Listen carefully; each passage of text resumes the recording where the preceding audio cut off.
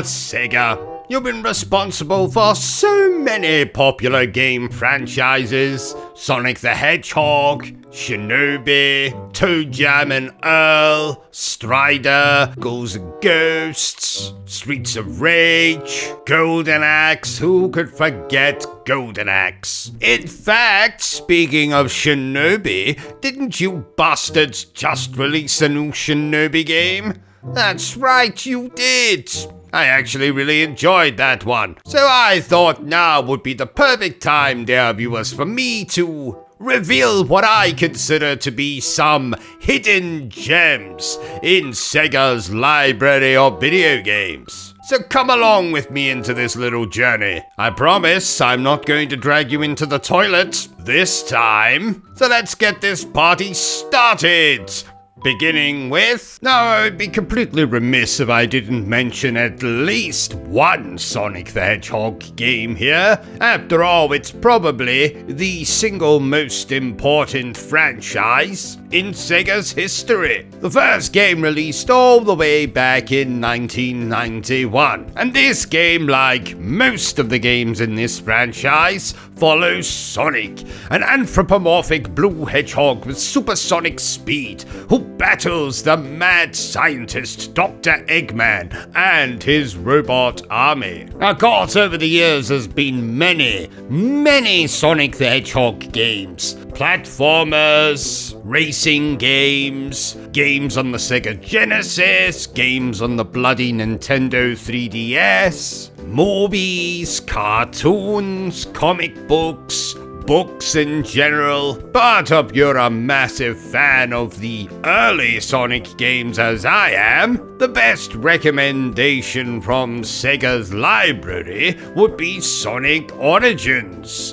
which comprises Sonic the Hedgehog 1, 2, 3, and Knuckles. Not only that, but it adds some extra bells and whistles to each of those games. For example, letting you play as a multitude of characters from Sonic to Tails to Knuckles to bloody Amy. Special anniversary modes for each game featuring support for widescreen displays, replacing lives with coins, even allowing Sonic to use the drop dash move from Sonic Mania. Not only that, but it has probably my favorite additions: new animated cutscenes that bridge the stories between each games, and an option to actually play through all 4 games sequentially, which kind of, sort of in a way, makes it the absolute definitive way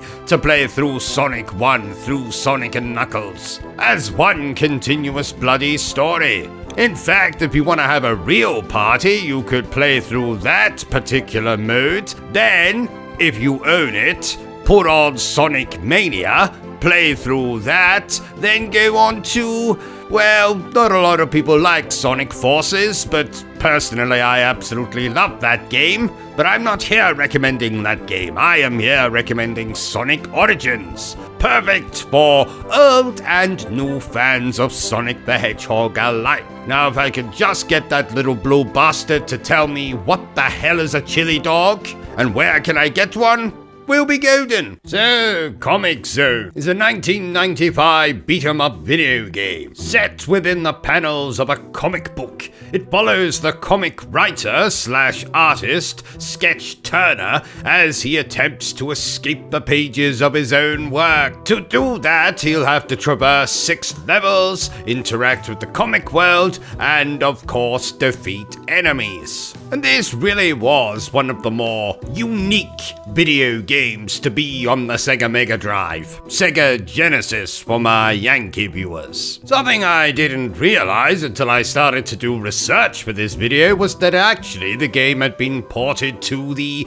Game Boy Advance in 2002. I didn't know that. Sadly though, the games received no sequel, no prequel, no pornography parody, which is probably the most disappointing thing of all, and no remaster. shooter. So come on, Sega, what the hell are you doing? Did an amazing job with Shinobi. Let's get a remaster/remake for Comic Zone, eh? No, I do think it's on that bloody Sega Genesis mini thing. What the hell is the deal with all these mini consoles nowadays? Is that so that if you own one, no one can come in and accuse you of overcompensating or something? If you're a boy. Anyway, Comic Zone, absolutely fantastic beat 'em up. Just look at the visuals. You get a rat as a companion who helps you pull levers and shit. What is it to enjoy? Unless, of course, you don't like comic books. But of course, if you don't like comic books, then you're probably one of those people who likes to read Jane Eyre 50 times over the course of one summer. Come to think of it, I actually read Jane Eyre over the course of one summer once. But I also like comic books, so what does that make me?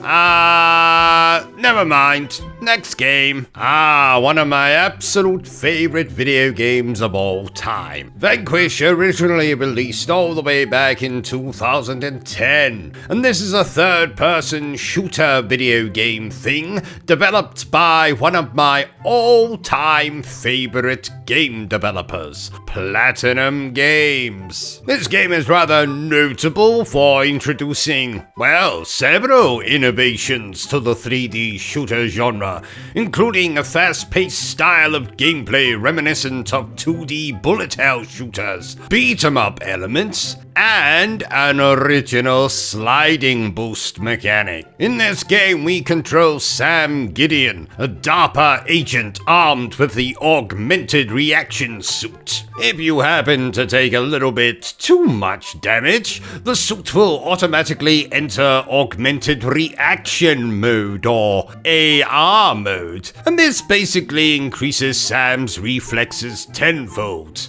essentially slowing down time so that you can evade attacks. Something akin to Witch Time in Bayonetta. Interestingly, this game was directed by one Shinji Mikami, who you might recognize for his work on the Resident Evil and Evil Within franchises. But don't let that put you off, dear viewers. This is absolutely not a horror game. This is an absolutely fantastic third-person shooter, which I do think might have shot under a lot of people's radars. You see what I...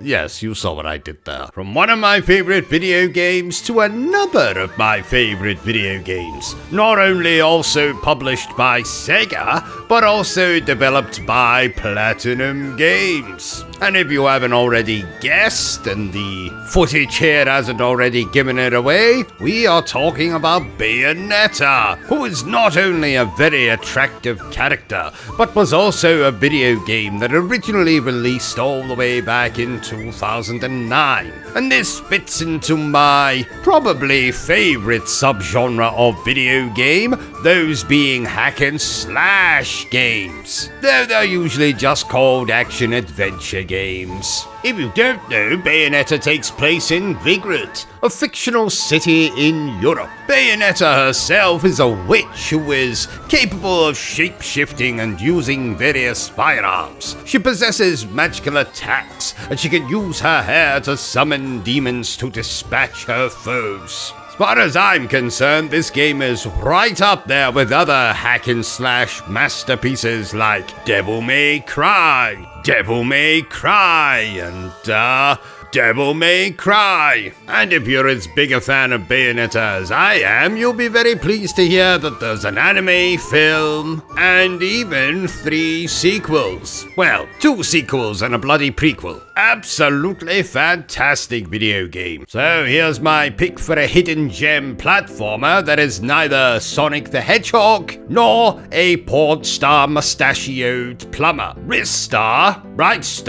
Ristar, whatever, is a 1995 platform game that originally released for the Sega Genesis. Now this game, if it isn't already obvious, stars an anthropomorphic cartoon, star, who uses his hands and long stretchable arms to both move and fight enemies. Sadly though, while this game was received very positively, Sega made a bit of a boo-boo by releasing this game only 3 months before the bloody Sega Saturn came out, so of course no one was playing Mega Drive games then, and if they were, they certainly weren't playing a video game starring some anthropomorphic star. Most people who played on the Mega Drive probably can't even spell anthropomorphic, but I've always absolutely loved this game, everything from the bright visuals to the gameplay to the sweet soundtrack. Just such a bloody shame we didn't get a sequel. We did get a Game Gear version, which is still pretty good and different enough to the Sega Genesis version that it also warrants being played. And thankfully, if you want to play this game, you don't have to emulate the bloody thing or play it on original hardware, because you can play it on PlayStation 3, PlayStation 4, mostly as part of these Mega Drive collections. Such a shame it's not a game that gets spoken of a bit more, because I think it's absolutely delightful, focusing less on jumping and speed and more on the use of wristars, whatever's stretchable arms, which can reach in 8 different main directions. Though rather like his distant blue cousin Sonic the Hedgehog, Ristar, whatever, must also pretty much just travel through levels from left to right, avoiding damage from obstacles and enemies. And of course, there's bloody boss fights. Charming little video game. Shame not more people talk about it. Well, I suppose the most important person on YouTube has just spoken about it. Me. I'm talking about me. That wasn't... Yes, I'm sure you got me. So, bloody Gunstar Heroes, eh? This is a 1993 run-and-gun video game. If you don't know what a run-and-gun video game is, then I suggest you go and look it up, sir and or madam. But in a nutshell, think of something like Metal Slug. You know those games? Yes? Oh, I see you nodding. Yes, you do. Well, it's kind of like that. Now, this game's central premise is centered around a pair of characters known as the Gun Stars. That's gun stars, not porn stars, gun stars. In their efforts to stop an evil empire from recovering 4 powerful gems. Now, of course, these characters can fire guns and perform a series of acrobatic maneuvers to fight enemies across each stage. There are 4 weapons in the game which can be combined with one another to create different shot types. And this is one of those very few Mega Drive games that I think is an absolute joy to play. I've lost count of how many times I've replayed this game over the years, and how many times I bloody die every single time I decide to replay the bloody thing, which always makes me think, oh, I'm never playing that again, but then somehow the next year I end up playing the bloody thing again. Ugh. Of course, over the years, this game has become somewhat of a critical success, a cult favorite, whatever the hell you want to call it. And thankfully, it's been re-released many times on the Game Gear, Nintendo 3DS. There was even a sequel that was on the Game Boy Advance. You can play it on the bloody PlayStation 3, the Xbox 360, the PlayStation 4. I could go on, and I think I shall. This is another game on this list that I would absolutely love to see a remake for. And who knows, maybe one day we'll have that. I mean, we just got that new bloody Shinobi game, so... keeping my fingers crossed. If you're a massive fan of the Yakuza video games, as I am, then you're going to absolutely adore this particular entry, dear viewers. Fist of the North Star Lost Paradise was originally released all the way back in 2018, and this is an action role-playing video game developed by those talented bastards at Ryuga Gotoku Studio and published by Sega, of course. Fist of the North Star, for those of you who may not know, is a manga franchise. a particularly violent manga franchise, and it's bloody awesome. This game features most of the gameplay and mechanics that you'll be probably used to if you played the Yakuza game series. You'll be exploring the city of Eden, fighting through enemy encounters in a kind of sort of beat-em-up gameplay style, punctuated by quick-time events. And we know that everyone and their grandmother and their grandmother's dead husband loves quick-time events. There's also various mini-games, bartending, baseball, racing, retro games. Yes, things like Space Harrier, Outrun, Super Hang-On. There's been other video games in the past based on Fist of the North Star, but in my personal opinion, this one is the absolute best, and would probably rank right up there with the best video games based on, well, any anime. So if you're a fan of the anime, you're a fan of the Yakuza video games, and you happen to like what Ryuga Gotoku Studio do, then you cannot go wrong with this video game. Just, don't let the main character of this game touch you on the back of the neck.